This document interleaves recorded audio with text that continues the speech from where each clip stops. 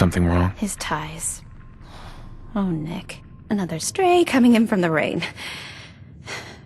Afraid you're too late. Office is closed.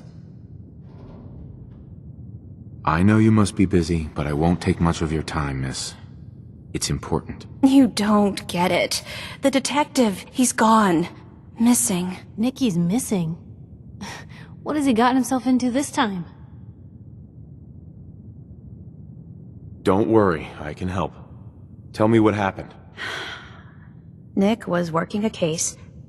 Skinny Malone's gang had kidnapped a young woman, and he tracked them down to their hideout in Park Street Station. There's an old vault down there that they use as a base. I told Nick he was walking into a trap, but he just smiled and walked out the door like he always does. I'll find him. You have my word. Thank you. Nick should be easy to spot. He's always wearing that old hat and trench coat getup. Please, hurry. Always on good behavior, aren't you?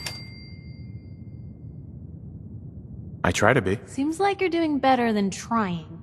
I appreciate it. Too few folks can be bothered. Of course, in my experience, if you want to do real good, playing nice only gets you so far.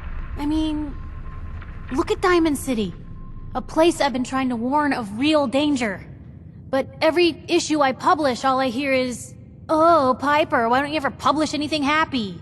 Piper, why can't you write something nice for a change?" It's enough to make me want to hang up my hat some days. Sounds like it must be exhausting. Huh, no kidding. But people, they deserve to know the truth.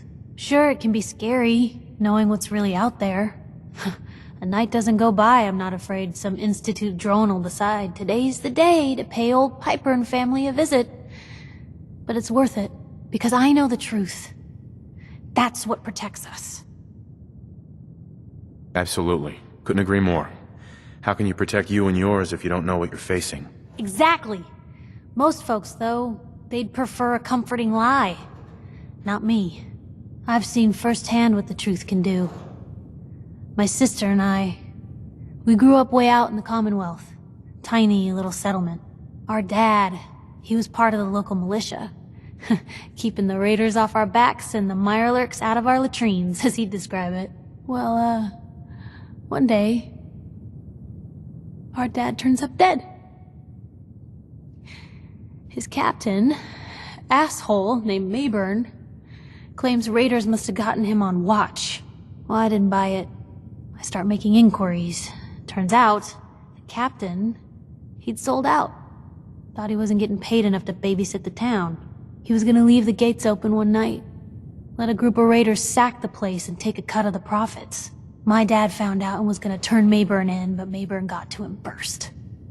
And I wasn't about to let that bastard get away with murder. I tried talking to the mayor, but he wouldn't listen. So, I papered the entire town in posters. Wanted for gross dereliction of duty, Captain Mayburn. The mayor sure wanted to talk after that. The town threw Mayburn out on his ass and were dug in when a very surprised group of raiders finally showed. What happened after that? We made do. Sis was still pretty young at the time, and Mom was out of the picture. So we got by on the kindness of others for a while. Eventually, I saved up enough to book us both passage with a caravan, and then we moved on up to the big city. Called it home ever since.